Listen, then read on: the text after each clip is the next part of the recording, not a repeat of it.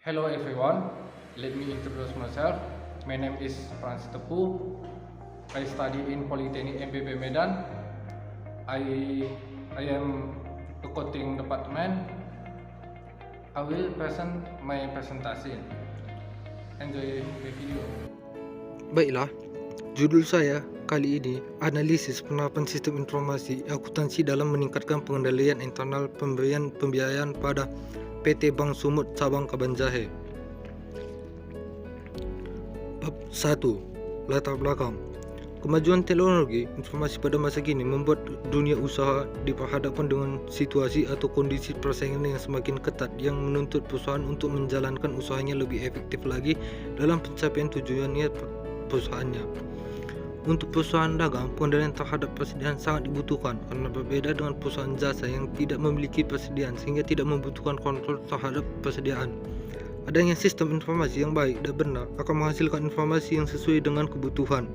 Informasi yang baik merupakan informasi yang dapat disajikan pada waktunya, bermanfaat dan dapat diandalkan. Salah satu sistem informasi yang sangat penting dalam perusahaan ialah sistem informasi akuntansi. Sistem informasi akuntansi adalah susunan berbagai formulir, catatan, peralatan termasuk komputer, perlengkapan alat komunikasi, tenaga pelaksananya dan laporan yang terorganisasikan secara yang didesain untuk mentransformasikan data keuangan menjadi informasi keuangan yang dibutuhkan manajemen. Sistem informasi akuntansi dan pengendalian internal yang baik diharapkan dapat menjamin proses pemberian pembiayaan tersebut terlaksana dengan baik dan terhindar dari kesalahan. Pengendalian internal tidak bertujuan untuk menghilangkan semua kemungkinan kesalahan yang akan terjadi, namun pengendalian internal yang baik dapat memperkecil kemungkinan terjadinya kesalahan dalam perusahaan tersebut. Analisis sistem pengendalian internal berperan penting dalam menggapai sebuah tujuan. Untuk mengetahui seberapa besar risiko pinjaman pembiayaan dilihat dari kesanggupan dan kesungguhan calon nasabah tersebut membayar pinjaman yang diberikan oleh bank sesuai dengan persyaratan. 2. Identifikasi masalah. Berdasarkan latar belakang masalah di atas, maka identifikasi masalah dalam penelitian ini adalah pada PT Bank Sumut Cabang Kabanjahe, penerapan sistem informasi akuntansi yang dirasa berjalan cukup baik dan hasil riset terlihat dari tahap-tahap belum berjalan dengan sesuai prosedur dan transparansi dirasa kurang jelas. Yang kedua, pada Bank Sumut Cabang Kabanjahe, penerapan sistem pengendalian internal dirasa belum berjalan dengan cukup baik. Dari hasil riset terlihat dari aktivitas pengendalian sistem informasi dan komunikasi dan pengawasan yang sudah disusun belum dijalankan sesuai dengan aturannya sehingga belum bisa mengurangi tingkat nasabah bermasalah. Yang ketiga, rumusan masalah yaitu adalah bagaimana PT Bank Sumut Cabang Kabanjahe menjalankan penerapan sistem informasi akuntansi, apakah sudah berjalan dengan baik. Yang keempat adalah tujuan penelitian. Secara ilmiah, tujuan penelitian adalah untuk memperoleh jawaban dari permasalahan di atas. Secara khusus, tujuannya penelitian ini adalah 1. Untuk mengetahui bagaimana PT Bank Sumut Cabang Kabanjahe menjalankan penerapan informasi, apakah sudah berjalan dengan baik. Yang kedua, untuk mengetahui bagaimana pengendalian internal pemberian pembiayaan pada PT Bank Sumut Cabang Kabanjahe, apakah bisa mengurangi tingkat nasabah bermasalah. Yang kelima yaitu adalah manfaat penelitian. Bagi peneliti, dengan adanya peneliti ini, penulis dapat mengetahui ilmu tentang analisis penerapan sistem informasi akuntansi. Bab 2. Landasan teori. Yang pertama adalah sistem informasi. Sistem informasi merupakan menurut Nur Laila, sistem informasi merupakan sistem yang menyediakan informasi dengan sedemikian rupa sehingga bermanfaat bagi penerima. Secara detail, sistem informasi dapat diidentifikasikan sebagai perangkat entitas yang terdiri dari hardware, software, firmware yang saling bekerja sama untuk menyediakan data yang diolah sehingga berguna dan bermanfaat bagi penerima data tersebut.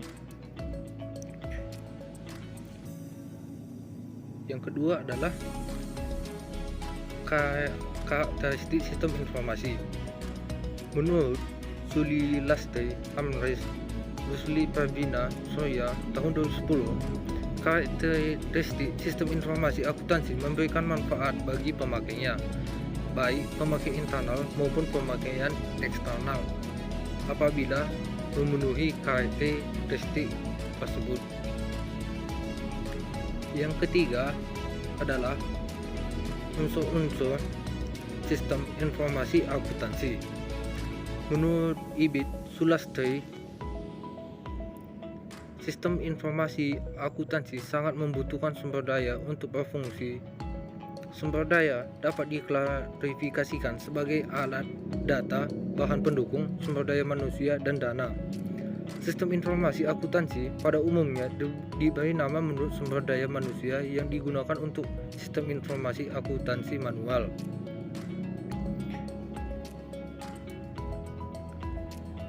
Yang keempat, tujuan dan fungsi sistem informasi akuntansi.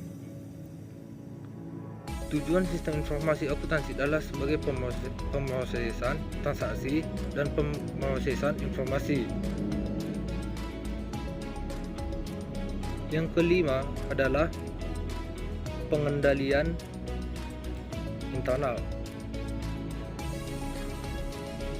Pengendalian internal dalam arti sempit yaitu suatu sistem prosedur yang secara otomatis dapat saling memeriksa pencatatan antara satu bagian dan fungsi dalam suatu organisasi dan mengutamakan ketelitian data.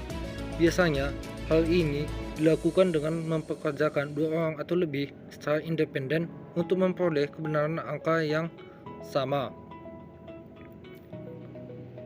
Yang selanjutnya adalah penelitian terdahulu. Penelitian yang direncanakan penulis harus memiliki keterkaitan dengan penelitian yang dilakukan sebelumnya. Penelitian ini disebut penelitian relevan atau penelitian terdahulu. Bab 3. Metode penelitian. 1. Rancangan penelitian. Pendekatan yang digunakan dalam penelitian ini adalah pendekatan kualitatif. 2. Lokasi dan waktu penelitian. Lokasi penelitian adalah tempat untuk melaksanakan suatu penelitian. Pada penelitian ini, lokasi penelitian dilaksanakan di Bank Sumut, cabang Kebanjahe. 3. Kehadiran peneliti.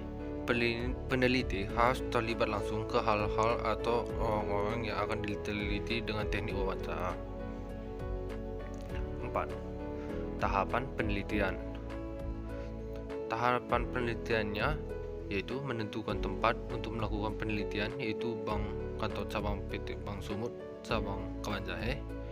Selanjutnya, menentukan topik pembahasan dengan cara menanyakan hal-hal terkait permasalahan yang diteliti di tempat penelitian, dan selanjutnya peneliti mengajukan surat izin untuk melakukan penelitian. Data yang digunakan penelitian ini adalah data kualitatif yang diambil melalui proses wawancara dan dibedakan menjadi data primer dan data sekunder. Teknik pengumpulan datanya yaitu adalah secara observasi, wawancara, dan dokumentasi.